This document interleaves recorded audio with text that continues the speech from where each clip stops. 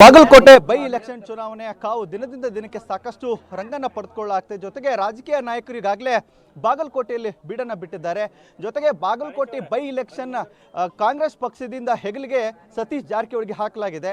ಅದೇ ರೀತಿಯಾಗಿ ಅವರ ಪುತ್ರರಾದಂಥ ರಾಹುಲ್ ಜಾರಕಿಹೊಳಿ ಕೂಡ ಸತೀಶ್ ಜಾರಕಿಹೊಳಿ ಅವರ ಹೆಗಲು ಕೊಡಲಿಕ್ಕೆ ಬಾಗಲಕೋಟೆ ಮತಕ್ಷೇತ್ರದಲ್ಲಿದ್ದಾರೆ. ಅವರು ಸಹ ಸಾಕಷ್ಟು ಕ್ಷೇತ್ರದಲ್ಲಿ ಸಂಚಾರವನ್ನು ಮಾಡ್ತಾ ಇದ್ದಾರೆ. ಜನ ಏನೆಲ್ಲ ಹೇಳ್ತಾ ಇದ್ದಾರೆ ಈ ಬೈ ಎಲೆಕ್ಷನ್ ಬಗ್ಗೆ, ಜೊತೆಗೆ ಮೇಟಿ ಅವರ ಪರವಾಗಿ ಅಂದರೆ ಉಮೇಶ್ ಮೇಟಿ ಅವರಿಗೆ ಪರವಾಗಿ ಮಾಡ್ತಾ ಇರುವಂಥ ಪ್ರಚಾರ ಬಗ್ಗೆ ಅವ್ರ ಜೊತೆ ಮಾತನಾಡ್ತಾ ಹೋಗ್ತೇನೆ. ಸರ್, ಈಗ ಉಮೇಶ್ ಮೇಟಿ ಅವರ ಪರವಾಗಿ ಪ್ರಚಾರ ಮಾಡ್ತಾ ಇದ್ದೀರಿ, ಜನ ಏನು ಹೇಳ್ತಾ ಇದ್ದಾರೆ ಸರ್? ಈಗ ಬಾಗಲಕೋಟೆ ಉಪಚುನಾವಣೆಯಲ್ಲಿ ನಮ್ಮ ಕಾಂಗ್ರೆಸ್ ಪಕ್ಷದ ಅಧಿಕೃತ ಅಭ್ಯರ್ಥಿಯಾದಂಥ ಉಮೇಶ್ ಮೇಟಿ ಅವ್ರ ಪರವಾಗಿ ಹಳ್ಳಿಗಳಲ್ಲಿ ಹೋಗಿ ಅವ್ರ ಪರವಾಗಿ ಪ್ರಚಾರ ಮಾಡುವಂಥ ಕಾರ್ಯ ಇವತ್ತಿಂದ ನಾವು ಪ್ರಾರಂಭ ಮಾಡಿದ್ದೇವೆ. ಆ ನಿಟ್ಟಿನಲ್ಲಿ ಇವತ್ತು ಎಲ್ಲ ಕಡೆ ಅವ್ರ ಪರವಾಗಿ ಜನಬೆಂಬಲ ಹೆಚ್ಚು ಸಂಖ್ಯೆಯಲ್ಲಿ ಸಿಗ್ತಾ ಇದೆ.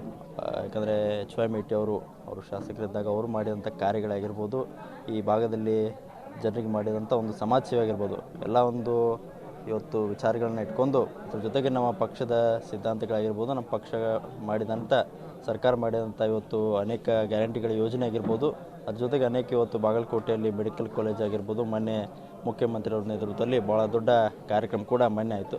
ಇವೆಲ್ಲ ವಿಚಾರಗಳನ್ನ ಇಟ್ಕೊಂಡು ಇವತ್ತು ನಮ್ಮ ಪಕ್ಷದ ಅಭ್ಯರ್ಥಿ ಹೆಚ್ಚಿನ ಮತಗಳಿಂದ ಇವತ್ತು ವಿಜೇತರಾಗಬೇಕು, ಅವರು ಗೆಲ್ಲಬೇಕಂತ ನಿಟ್ಟಿನಲ್ಲಿ ಇವತ್ತು ಅನೇಕ ನಮ್ಮ ಮುಖಂಡರಾಗಿರ್ಬೋದು ಎಲ್ಲ ಕೂಡ ಇವತ್ತು ನಾವು ಪ್ರಯತ್ನವನ್ನು ಮಾಡ್ತಿದ್ದೆ.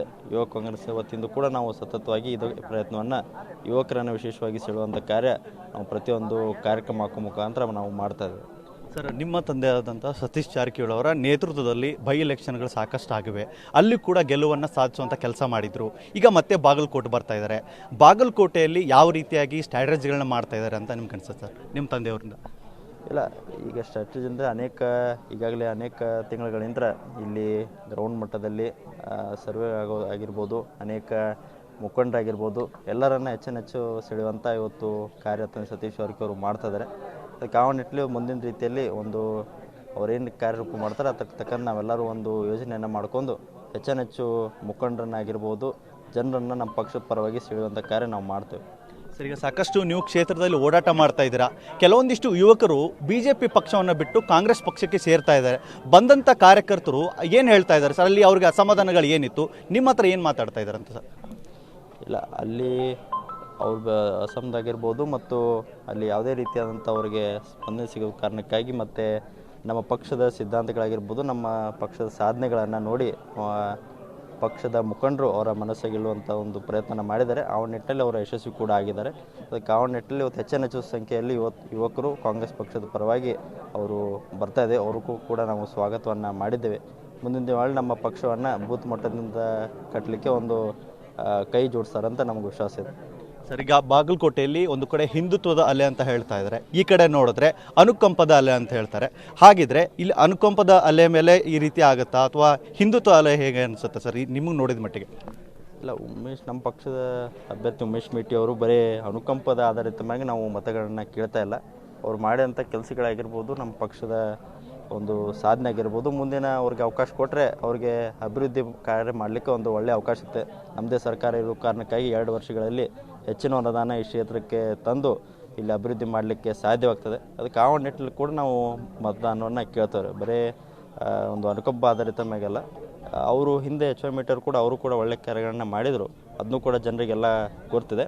ಇವರು ಕೂಡ ಈಗ ಯುವಕರು ಒಂದು ಒಳ್ಳೆಯ ಶಾಸಕರಾಗಿ ಸ್ಥಾನ ಸಿಕ್ಕ ಮೇಲೆ ಅವರು ಕೂಡ ಒಂದು ಒಳ್ಳೆಯ ಕಾರ್ಯಗಳನ್ನು ಮಾಡ್ತಾರೆ. ಸರ್, ಸರ್ಕಾರದ 5 ಗ್ಯಾರಂಟಿ ಯೋಜನೆಗಳು ಮನೆ ಬಾಗಿಲಿಗೆ ಮುಟ್ಟಿದೆವ ಅಂತ ಹೇಳ್ತಾ ಇದ್ದಾರಾ? ಏನೆಲ್ಲ ಸ್ಪಂದನೆ ಇದೆ ಸರ್ ಗ್ಯಾರಂಟಿ ಯೋಜನೆಗಳ ಬಗ್ಗೆ? ಖಂಡಿತವಾಗಿ 3 ವರ್ಷಗಳಲ್ಲಿ ಯಾವುದೋ ಒಂದು ಕಟ್ಟಕಡೆ ವ್ಯಕ್ತಿ ಕೂಡ ಇವತ್ತು ಬಡವರಾಗಿರ್ಬೋದು, ಸಾಮಾನ್ಯ ಒಂದು ಮಿಡಲ್ ಕ್ಲಾಸ್ ಆಗಿರ್ಬೋದು, ಎಲ್ಲ ವರ್ಗದ ಜನರಿಗೆ ಇವತ್ತು ಈ ಗ್ಯಾರಂಟಿಗಳ ಮುಖಾಂತರ ಬೇರೆ ರೀತಿಯಿಂದ ಲಾಭ ಆಗಿದೆ. ಇವತ್ತು ನಮ್ಮ 5 ಗ್ಯಾರಂಟಿ ಯಶಸ್ವಿಯಾಗಿ ಜನರಿಗೆ ಮುಟ್ಟಿದೆ. ಅದು ನಾವು ಹಳ್ಳಿಗಳಲ್ಲಿ ಹೋದಾಗ ಕೂಡ ಅವರ ಇದನ್ನ ನಮಗೆ ಗೊತ್ತಾಗ್ತದೆ. ಅದಕ್ಕೆ ಅದನ್ನು ಕೂಡ ನಮ್ಮ ಪಕ್ಷಕ್ಕೆ ಈ ಚುನಾವಣೆಗೆ ಖಂಡಿತವಾಗಿ ನಮ್ಮ ಒಂದು ಪ್ಲಸ್ ಪಾಯಿಂಟ್ ಅಂತ ನಾವು ಹೇಳ್ಬೋದು. ಇದಿಷ್ಟು ನನ್ನೊಟ್ಟಿಗೆ ಸತೀಶ್ ಜಾರಕಿಹೊಳಿ ಪುತ್ರರಾದಂಥ ರಾಹುಲ್ ಜಾರಕಿಹೊಳಿ ಸಹ ಮಾತನಾಡಿದ್ದು ಈಗಾಗಲೇ ಸಾಕಷ್ಟು ಬೈ ಇಲೆಕ್ಷನ್ ಕಾವು ದಿನೇ ದಿನೇ ಹೆಚ್ಚಾಗ್ತಾ ಇದೆ.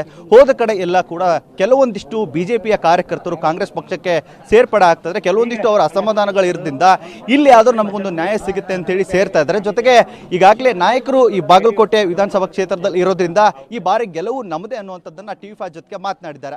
ಕ್ಯಾಮ್ರಾ ಪರ್ಸನ್ ಶಿವಕುಮಾರ್ ಜೊತೆ ಸಿದ್ದು TV5 ಬಾಗಲಕೋಟೆ.